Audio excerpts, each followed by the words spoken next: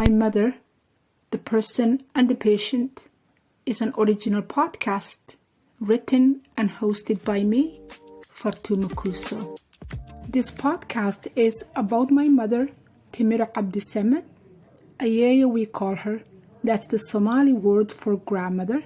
And her great-grandkids call her Ayaya too, and that's their way of saying great-grandmother. After months and months of sleepless nights, finally, my mother started to sleep through the night, which was the best thing ever. She would get to bed on her own, 9 o'clock, 10 o'clock, and she would stay in bed for the entire night. Even when she woke up because she needed to use the bathroom, or maybe she needs to get a glass of water or a snack, she will go and do exactly what she needed to do and then get back to bed. After a while, I stopped closing my bedroom door and her bedroom door, but even then, she will just walk by my bedroom door without calling to me, without coming in to ask me questions or to engage me in discussion. She'll just go straight back to bed. That was the best thing ever. All I needed to do in the morning was to make sure she woke up, she brushed, she showered, and she had breakfast. And on my lunch break, I would call her and tell her, Mom, it's time to eat lunch. After a while, I noticed the food would be exactly the same amount as it was when I went for work. So I realized she wasn't really eating lunch, or she wasn't eating the right amount, or she wasn't eating the right lunch kind of food. So to deal with that, I decided I was going to prepare her lunch the same way I prepared for my lunch and for the children's lunches. So I would put it in a container, and I would put it in a specific spot in the fridge where I would remember.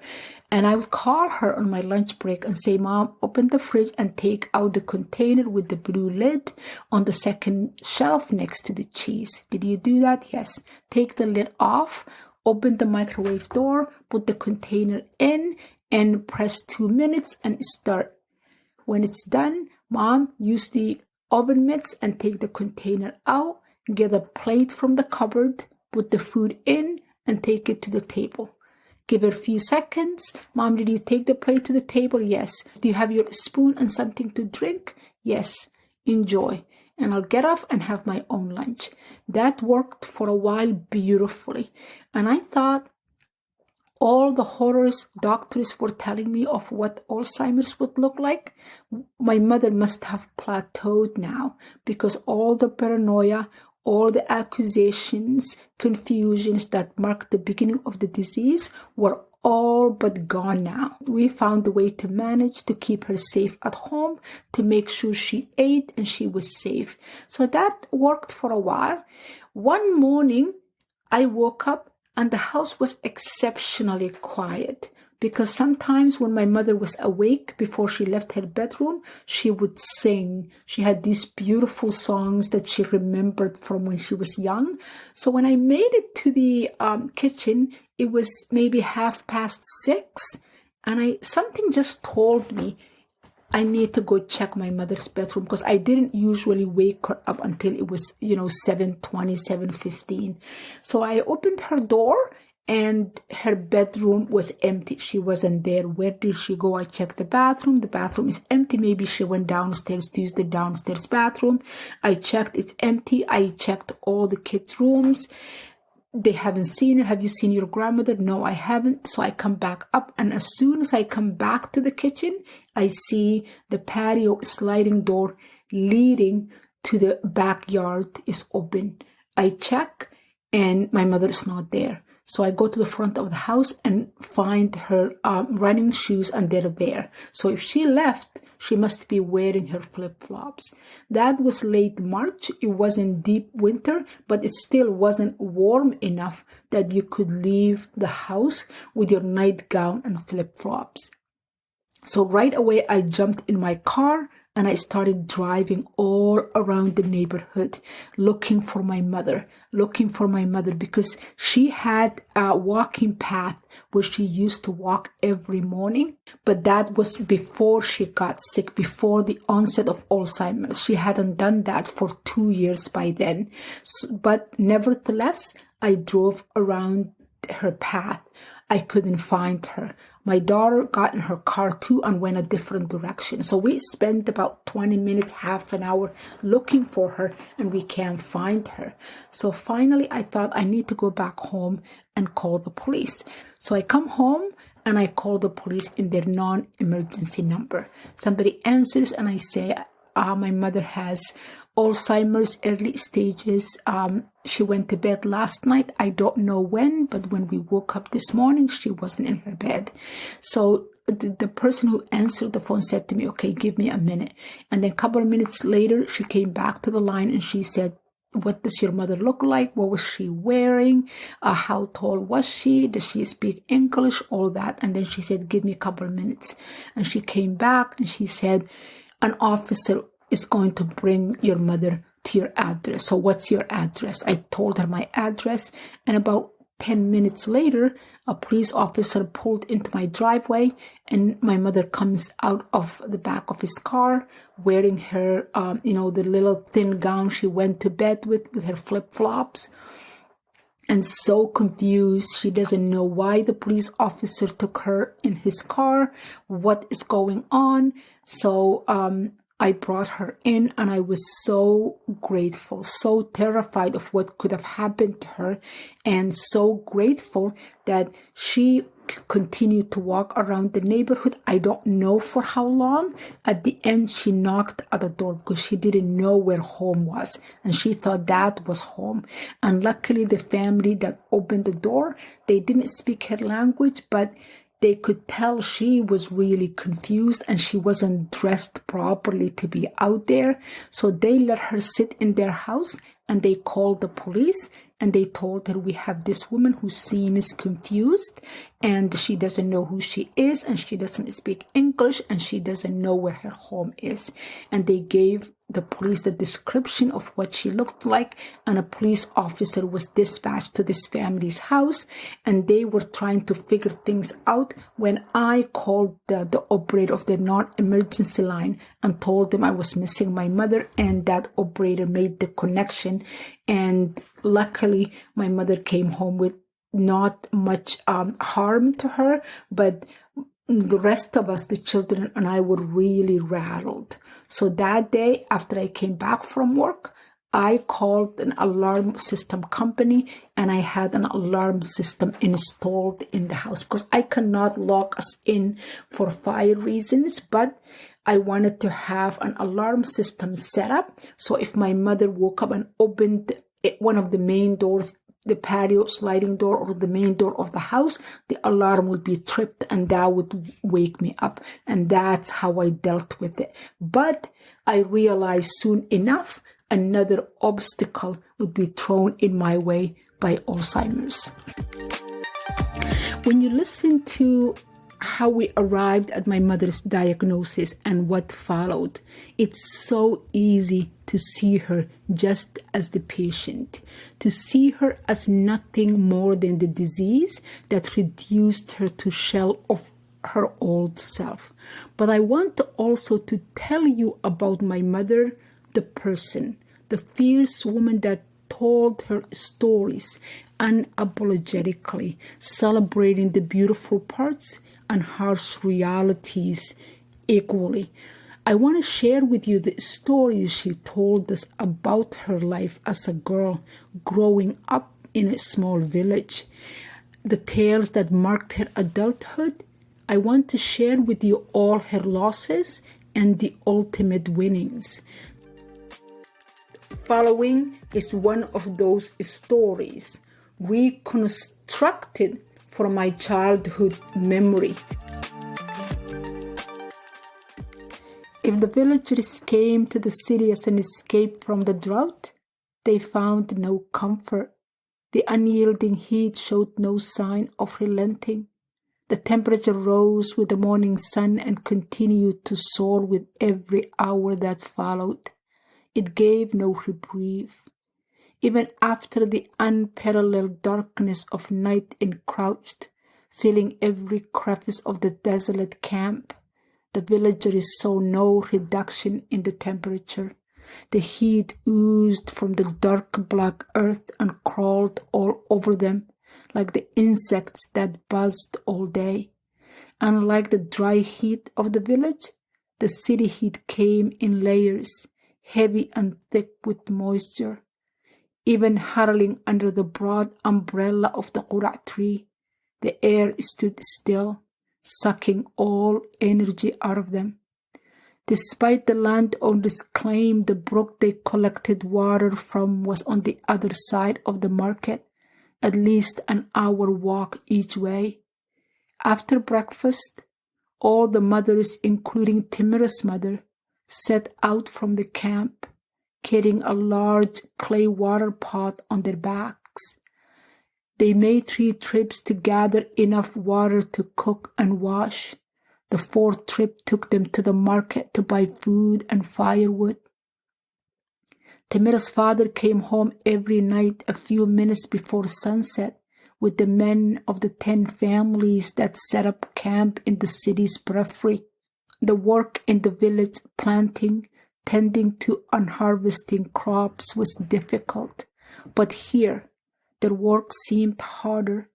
Every evening, her father returned a little thinner, a tad bit shorter, diminished, but he didn't complain. He wouldn't complain, but her mother would. They wink at each other before they tell us the price for meat or milk. Her mother had relayed to her father each night as she handed him his prayer mat. "Because they are charging you more?" Timira's father asked. "I know they are," her mother said. "This is the land of the devil."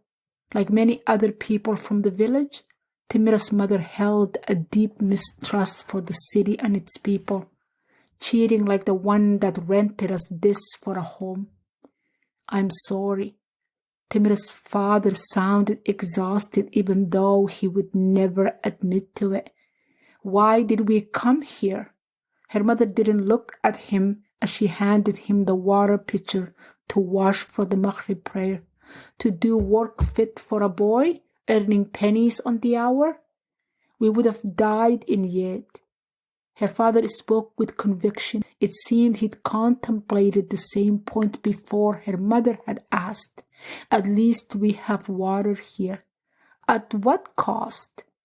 Timira's mother rocked the baby, who began to whimper in her arms. "This city is our grave, not our home." Alarmed by her mother's statement, Timira ran to her. "No one is going to die," she said. Unlike her father, her mother never held back or treated her like a child that shouldn't know this or that. When someone passed in the village, other adults will tell the children this was the person's time to go. Her mother never did that, not with Timira anyway. They were sick and didn't get proper treatment, she would say. Or the family didn't want to sell their precious cow to pay for the doctor. She had a practical way about her. "Isnina, she's a child of 8 or 9. Timira's father would use her age at the time to stop her mother from revealing too much. "You're talking to her like an adult." "Old enough to know," she would say. That night was different. Timira's mother didn't respond in her usual way, didn't tell her precisely what she thought about their situation in the city. She said nothing. She took Timira's hand in hers, squeezed it tight, then released it. She repeated the squeeze 3 more times. Timira didn't understand what message her mother was giving her with the touch of her hand.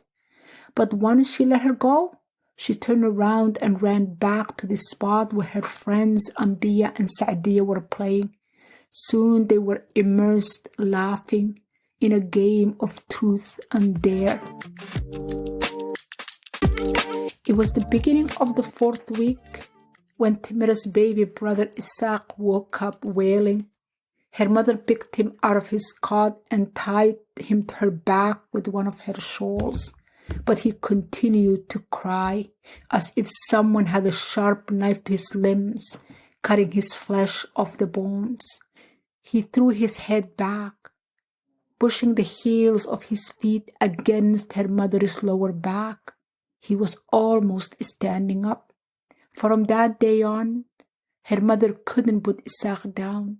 They only gained a slight reprieve from his wailing if he was tied to her mother's chest while she did all her chores, carrying water and food from the market, cooking and washing. The load was too heavy for her, but she couldn't leave him behind with Timiro anymore.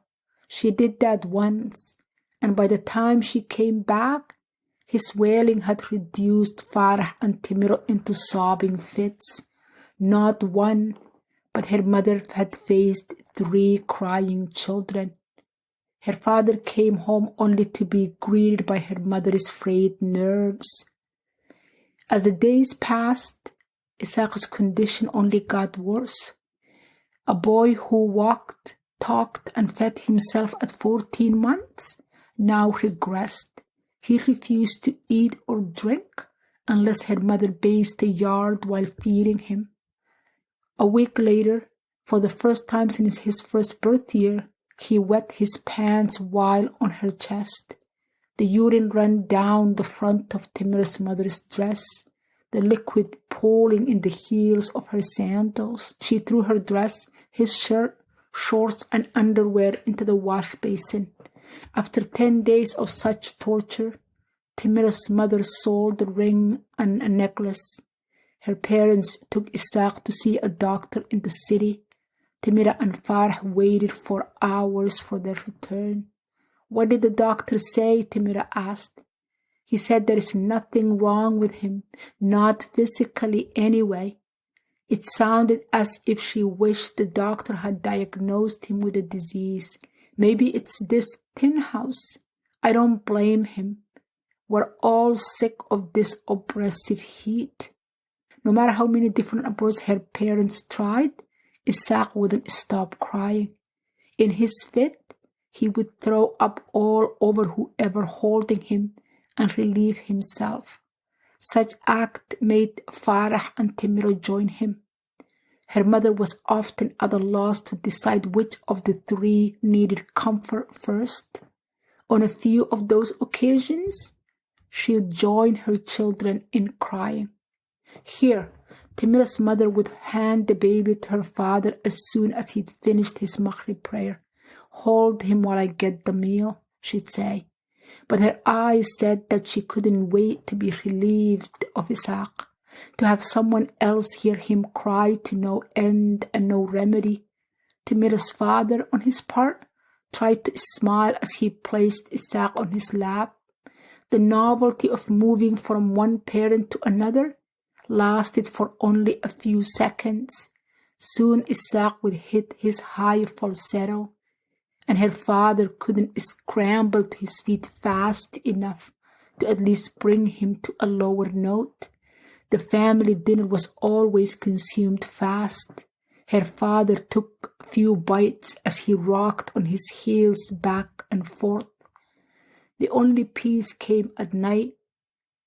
After the evening meal, Timiro's father would walk with Isaaq out in the yard, pointing to the sky to show him the stars. His wailing would gradually subside, giving way to quiet whimpers. "Maybe Isaaq and I would sleep outside," Timiro's father suggested one night, "so you and the children can get rest." His head on her father's shoulder, Isaaq's chest rose and fell in gentle, rhythmic motion. His face was so serene. Timiro wished they could keep him like that. Unlike the open-mouthed crying at the top of his lung image he terrorized them with during the day. Her mother smiled, a genuine ear-to-ear smile at the reprieve offered to her.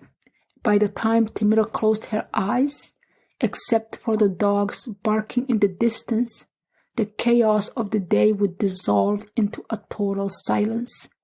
She looked forward to nights from the beginning of the day, her mother on the mat between her and Farah.